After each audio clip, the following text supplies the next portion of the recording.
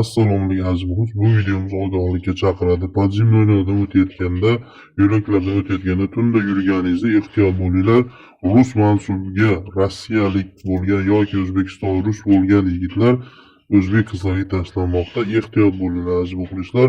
Video davomida ko'rib boring va kanalimizga obuna bo'ling, like bosing, esingizdan chiqmasin. Agar tarqatinglar videoni.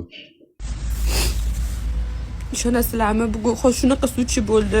Farxatskida bitta pedofilga uchradim men. Peshixoddan o'tdim, yo'l ichidan kelyotdi, paltolarda solidni kiyib olgan o'ris bitta joyini ochib olib yuribdi. Nari betga o'tdim, qarab turibdi-da, menga magazinga kirdim, 1,5 soatda chiqdim. Tunnelga tushdim, ishonasizlarmi, tunnelga tushsam shunda to'g'rimda turibdi-da, yana andaqasini ochib olgan. Bu yoqqa o'tsam, bu yoqqa o'tadi, bu yoqqa o'tsam, bu yoqqa tarib o'tib ketdim. Kamera yo'q, odam yo'q. Iltimos qilamiz, o'sha yerda yosh bolalar o'tadi. Kamera qo'yishinglarni iltimos qilamiz.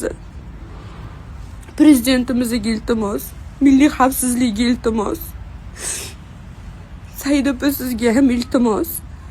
Bunaqali juda ko'payib, men 30 ga kirib qo'rqib ketdim. 30 yosh bolalarni men kirgizmay turdim, tushmalaring deb. Mayli, men kattaman-da, o'sha o'zimizning militsiya akalarimizni, o'zimizning yaqinlarimizni baribir u bu kimni farzandi bo'lib qolsa-chi yoki u bu kimni jiyani, singlisi, qizi bo'lib qolsa-chi, bu videoni maksimal tarqatinglar. Iloji bo'lsa, peshixoddan o'tinglar, tunnelga tushmanglar, iltimos tushmanglar tunnelga. Yosh bolalar, qizlar, o'g'il bolalar farqi yo'q, tushmanglar. Peshixoddan o'tinglar. O'sha yerda turdim, men kichkina bolalarni tushmanglar deb. Men 30 yosh bo'lib turib qo'rqib ketdim, ishonasizlarmi? Nima qilishni bilmay qoldim. Itarib yuragim shunaqa tez urib ketdi, chiqib ketdim. Videoni maksimal tarqatinglar.